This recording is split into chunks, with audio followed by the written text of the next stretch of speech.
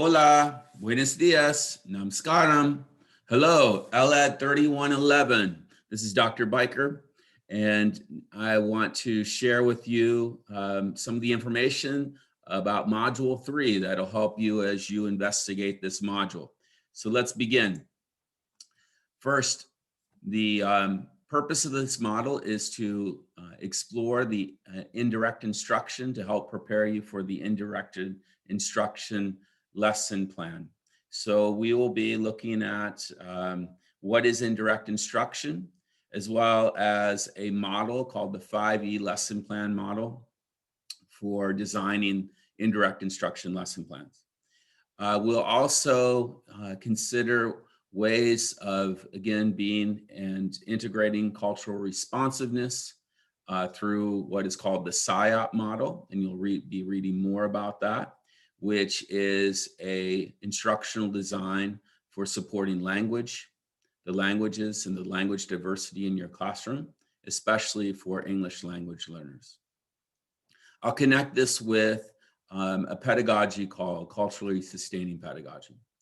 And then one of the aspects of indirect instruction is that there's the inclusion of an assessment where you're able to measure whether the students or evaluate whether the students were able to meet the lesson objectives. And you'll be doing that with a rubric, a simple rubric.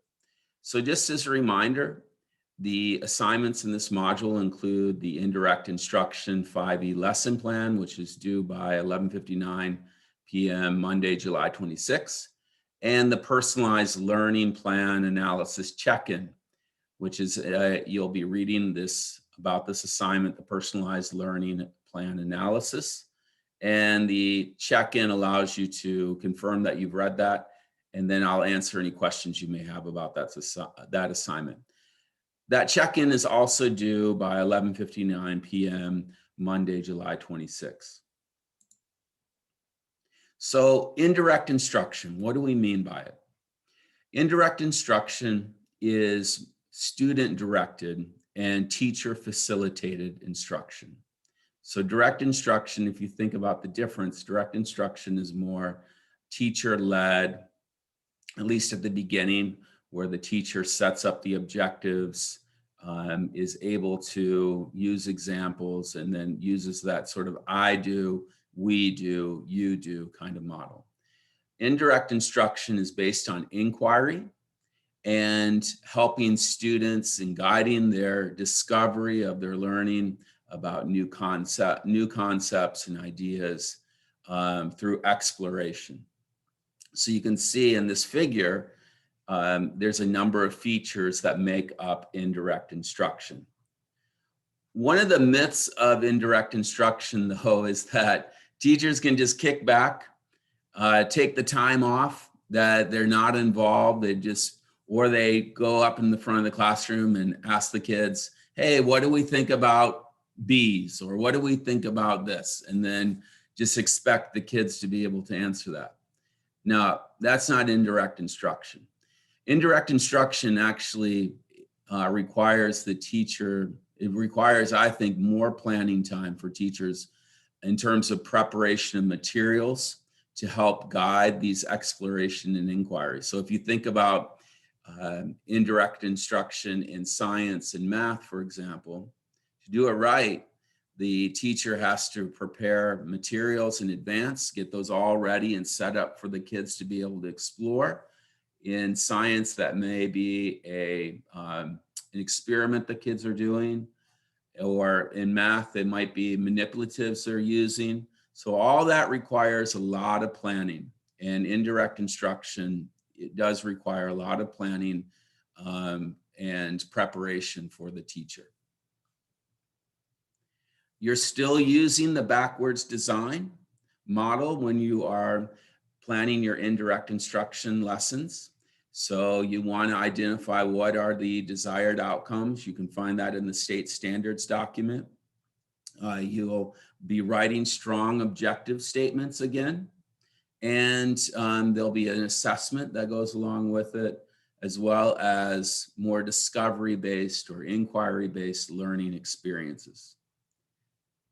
Additionally, and in your lesson plan, you will be including strong objective statements that are anchored in action verbs. Remember, you want to use strong action verbs like analyze, explain, discover, um, these kind of action verbs that you can actually see and measure the students doing.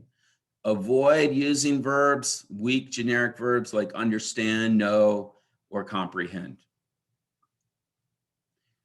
Additionally, in your indirect instruction plan, you'll be showing how the plan actually aligns to features of 21st century learning, so skills of 21st century learning. So you'll be highlighting these. You should highlight at least 2 of the skills. Now, most likely in your lesson, indirect instruction, you'll have the students communicate something to you, or they'll be communicating. There might be some ways that they're collaborating, but with indirect instruction, often they're problem solving.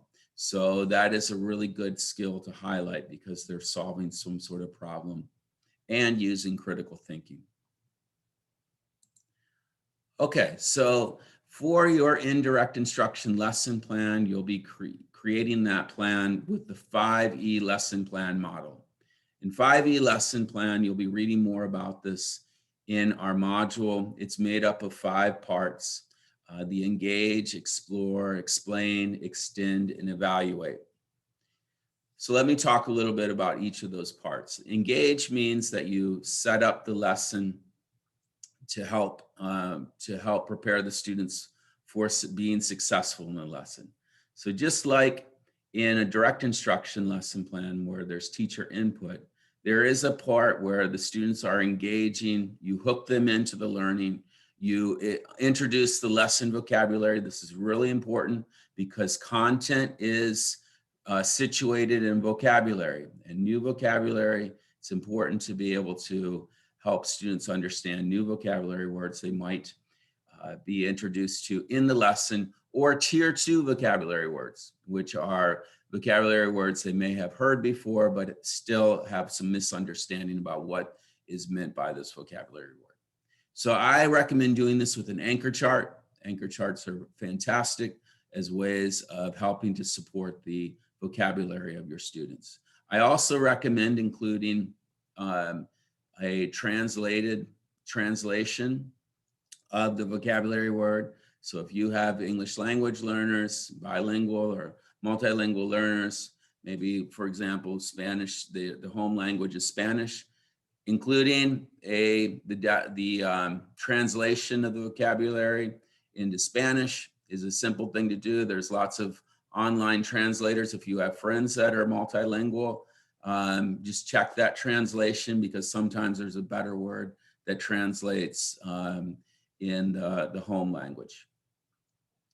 Using a hook or anticipatory set is also part of this engaging to get them hooked into the inquiry, and then activating their prior knowledge by stating the lesson objectives is another way of engaging.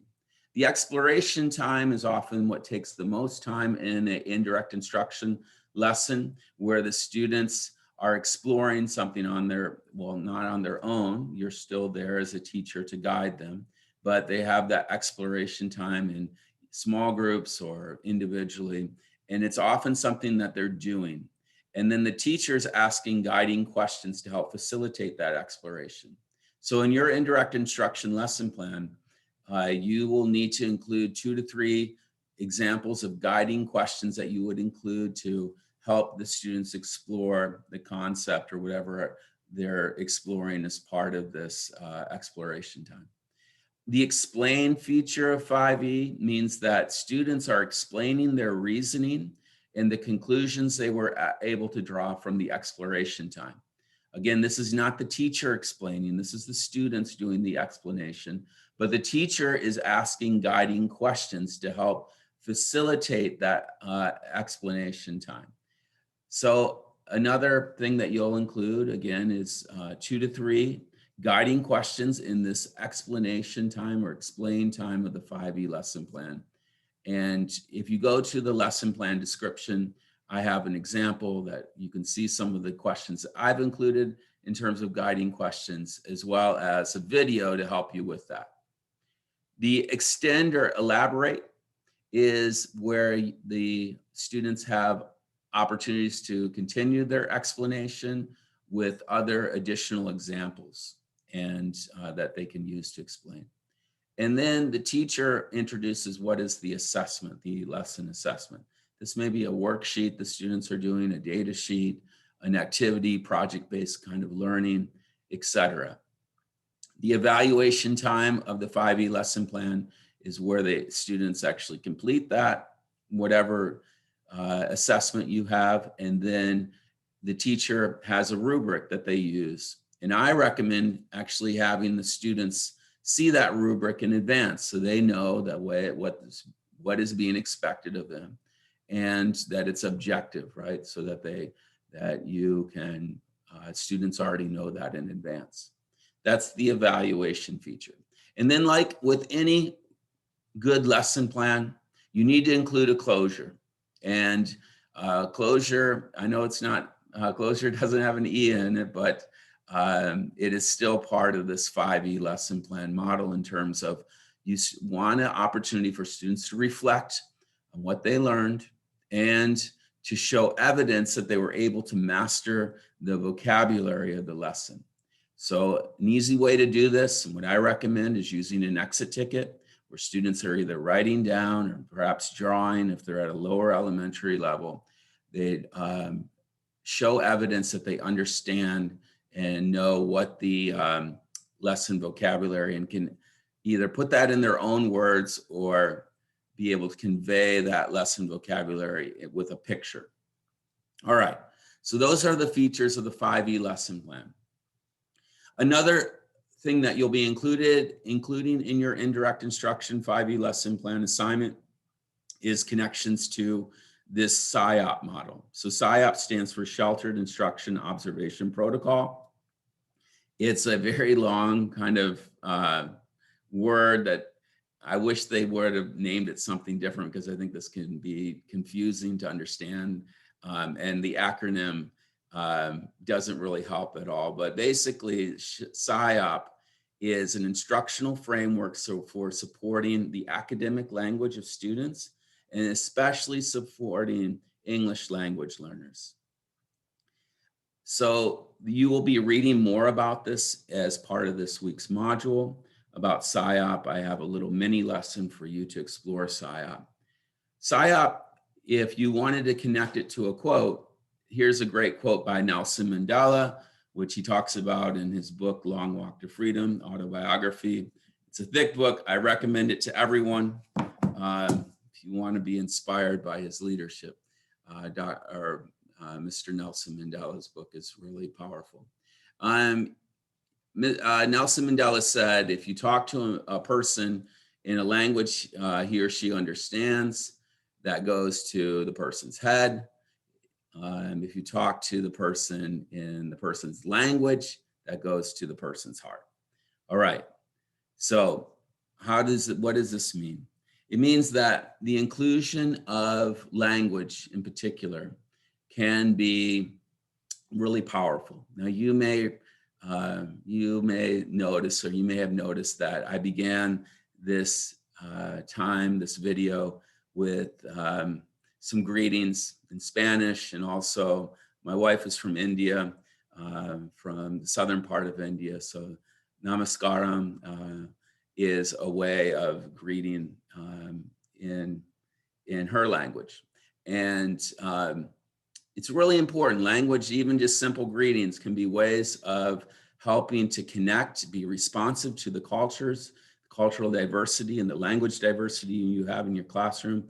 It also is a way to build relationship with your students. So one of the features of, or one of the things you'll be reading about, ideas you'll be reading about in this week's module, as well as culturally sustaining pedagogies, which is from Dr. Django Paris. He was one of my colleagues when I was a doctoral student at Michigan State University. And he talks about culturally sustaining pedagogy being an addition or adding on to cultural responsiveness.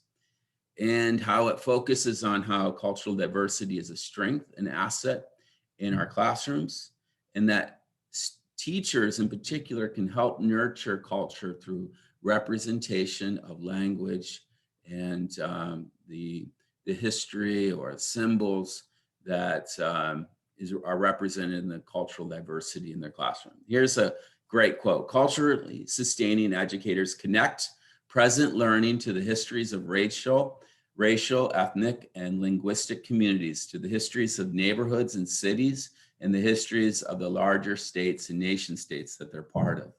So that's an important feature in teaching. And I think I want you to see the ways that the SIOP model and this notion of culturally sustaining pedagogy intersect. And you'll be reading more about that in this week's module.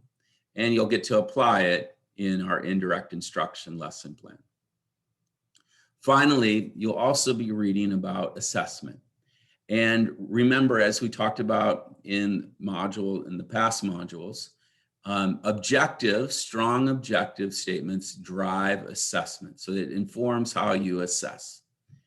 Another way to provide empowering assessments, like what I'd like to call it, empowering assessments, is through rubrics. And rubrics can often get a bad name because, quite frankly, I think the rubric examples you may see are very long and complicated. I like to encourage, though, the use of simple rubrics, especially for elementary school students, because it's an objective way to show the students the expectations of an assignment or an activity. And so even using images, including the images like this example on this page, is a way for it conveys ways to guide students through an experience and the expectations. Here's another example, something that I'd like to see. You don't have to include all the symbols at the top, but even a 3 sort of point rubric that you're helping to help students understand what is expected as part of this assessment. So in this week's module, you'll be reading more about rubrics, how to create them, and ways to use rubrics as part of your assessment. And in your indirect instruction plan, you'll create a simple 3-point rubric. If you want to choose 4 points, that's fine. But just keep it to, you can choose whatever you want, but I recommend 3, using maybe these labels like beginning, developing, proficient, or whatever labels you want to use, but use the 3-point kind of rubric to help give your students guidance for the ways that they'll be assessed. And you'll do that as part of, again, the indirect instruction assessment or a lesson plan. Okay, so the readings for this module are to read the key components of the 5E model lesson plan, read the SIOP model mini lesson that I put together on Canvas, read the article about creating better assessments with universal design for learning, and then also read using rubrics for instruction and assessment. And then the assignments in this module, you'll be completing the indirect instruction 5E lesson plan assignment, which is due by 11:59 p.m. Monday, July 26. You should read through the personalized learning analysis assignment and then complete the check-in for that assignment, where you confirm that you've read about this assignment and put any questions you may have about it. And that check-in assignment is also due by 11:59 p.m. Monday, July 26. Again, all the module 3 assignments are due by Monday, July 26. I do encourage you to finish them early, and I wish you good health and well-being.